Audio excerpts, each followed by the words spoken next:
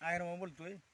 मी आज मेणशिंगा येथील शेतकरी नागनाथ निमाजी शित्रे यांच्या शेतामध्ये आलो आहे. कारण त्यांना आपण ऊसासाठी इंडिया ॲग्रोचं भूअस्त्र ग्रोमॅजिक याचा डोस देऊन एक ग्रोमॅजिकची फवारणी केली होती. त्याचा परिणाम आज ऊसावर काय झाला आहे आपण त्यांच्याकडूनच ऐकून घेऊया. सर, आपला परिचय द्या, नाव सांगा जरा.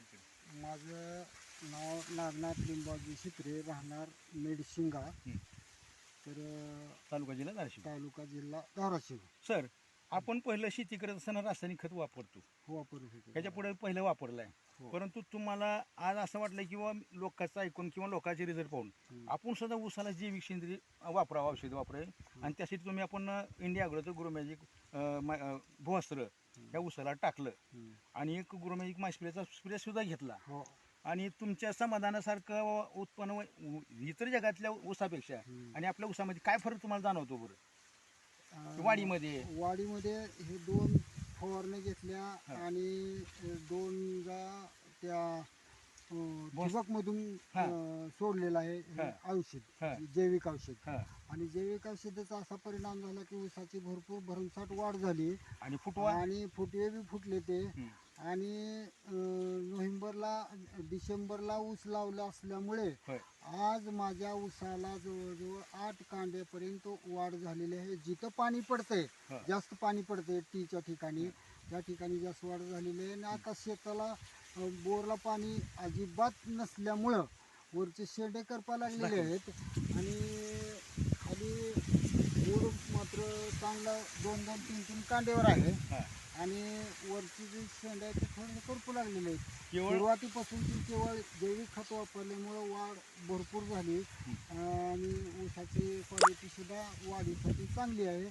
जर हे जैविक खत जर सर्व शेतकऱ्यांनी वापरलं तर त्याचा फायदाच होईल, नुकसान कधी होत नाही.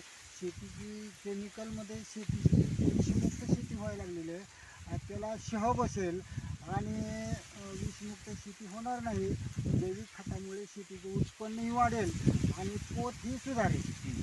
बरं, आज तुमचं म्हणजे आम्हाला काय करून घ्यायचं होतं किंवा ह्या ऊसाला मी जैविक शेती इंडिया वापरलं आणि हे आज पाणी नसल्यामुळं आज माझ्या ऊसाची परिस्थिती किंवा हे काय झालं करपासारखी दिसतो, वाळण्यासारखी दिसतो. परंतु बोर्डामध्ये जी ताकद आहे ती एक मजबूत आहे. आणि एवढं उष्णता असताना, पाणी नसताना सुद्धा ज्या ठिकाणी तुमच्या एका तोंडापाशी पाणी पडतंय त्या ठिकाणी एक डामकं जे असं तुमचं तयार झाले ना, बघा हे किती ऊस आहेत ह्या कांडीमध्ये. 1, 2, 3, 4, 5, 6, 7, 8 म्हणजे 8 कांड्यावर सजाशी पूर्ण. आता हे एका ऊसाला ऊसकीचे आहेत बघा, ऊसाची साईज बघा आणि मोठी बघा. आणि ह्याची मग त्यांचं म्हणणं एवढं चालेल की जिथं माझं पाणी पडतंय आज ह्या ठिकाणी माझे 8 कांड्यावर ऊस आहे. आणि हे जर पूर्ण माझ्या क्षेत्राला जर पाणी असतं तर असं पूर्ण क्षेत्र माझं 8-10 कांड्यावर गेलं असतं. म्हणजे ह्याचा अर्थ किंवा पाणी नसल्यामुळं शेत थोडं थांबलं आहे आणि पाणी असतं तर चांगली वाढ झाली असती. आणि आता विशेष आता यांच्याकडे बाकी शिल्लक शेती आहे, यांचा असा ह्या पूर्वीसर बसला आहे की खरंच आपण जैविक शेती करावी, रासायनिक केमिकल बंद करावं, विषमुक्त शेती करावी आणि चांगलं सकस उत्पन्न ह्या उत्पन्न भयंकर वाढ होते. त्यांना अनुभव आला आहे, ह्याची अनुचित त्यांना आलेली आहे. तर यांचं म्हणणं आहे किंवा मी आता ह्याच्या पुढे सोयाबीनला सुद्धा पूर्ण क्षेत्राला हे जैविक सेंद्रियच वापरणार आहे आणि माझा भरपूर उत्पन्नामध्ये वाढ करून घेणार आहे. आणि तसंच शेजारच्या शेतकऱ्यांना सुद्धा मी हे दाखवून देतोय आणि ह्यांना हे वापरण्यासाठी मी त्यांना प्रवृत्त सुद्धा करतोय. आणि खरं सरांचे धन्यवाद मानले पाहिजे, कारण नाराज झालं नाही. थोडं उष्णता असणार, ओढा असताना हे पाणी नसताना सुद्धा ऊसाची चांगली वाढ झाली. आता शेंड वाढल्यामुळे त्याचा काय उपयोग? आता पाऊस पडल्यानंतर हा ऊस नष्टच होणार आहे.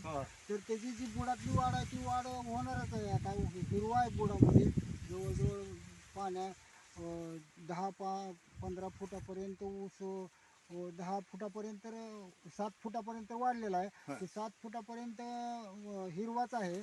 वरची शेंडाची फक्त पाण्यात पाणी नसल्यामुळे वाढलेलं आहे. आणि ज्या पद्धतीनं मी या ऊसाला जैविक खत वापरलं तसं या ठिकाणी मी माझ्या पूर्ण शेतीला जैविक खतच वापरणार आहे. सोयाबीन असो, हरभरा असो किंवा कुठल्याही पीक असो तर त्या ठिकाणी जैविक खतच वापरून केमिकल खताला बाय देऊन ह्या जैविक खताचा वापर करणार आहे. परिसरांचं समाधान झालेलं आहे. आणि सर आता इतर शेजारच्या शेतकऱ्याला सुद्धा तेच सांगतात किंवा आपण जैविक शेती करूया आणि चांगलं उत्पन्न वाढवूया आणि यामध्ये कसले विषमुक्त शेती केल्याशिवाय पर्याय राहिलेला नाही. आज काळाची गरज आहे. शेती ही सेंद्रिय शेती करणं काळाची गरज आहे. विषमुक्त शेती करणं गरज आहे आणि त्यासाठी इंडिया ॲग्रोचं प्रोडक्शन इतकं जबरदस्त आपल्या भारतामध्ये उत्पन्न होत आहे आणि ते हजारो शेतकऱ्यांचं उत्पन्नामध्ये वाढ करत आहे. जमीन सुधारत आहे. तरी सर्व शेतकऱ्यांनी माझी विनंती आहे की इंडिया ॲग्रोचं प्रोडक्शन वापरावं आणि आपल्या शेती सुधारावी, पिकाचे उत्पन्न वाढवावं आणि आपण समाधीन राहावं. धन्यवाद. जय माय लाईफस्टाईल. बंद करा.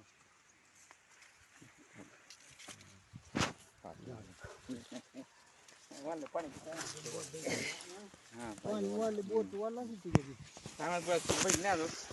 पण